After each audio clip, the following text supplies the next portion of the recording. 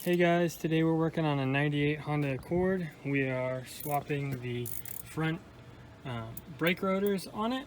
So the first thing you're going to do is jack up your car, pull your wheel off. So we're going to undo this bolt right here and flip the brake caliper up out of the way and get the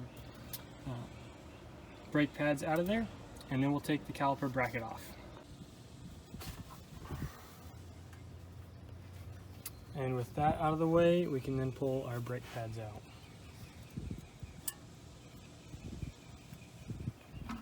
Set them aside and remember which way was inside and which way was outside.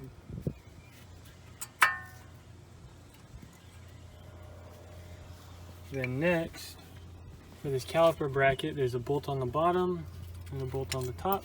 Take those out and get that out of the way. The caliper bracket set safely aside. There are two screws right here, big old Phillips heads. Break those free.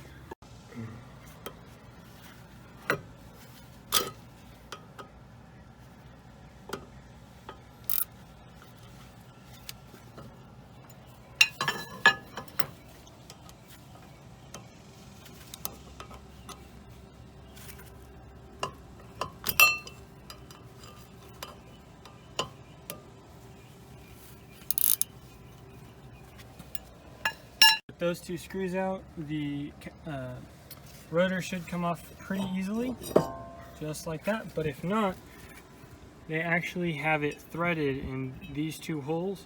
You can thread these in to the rotor and then it'll press on the hub and pop the rotor off for you if it's stuck. To make sure that doesn't happen, we're going to put some anti-seize on.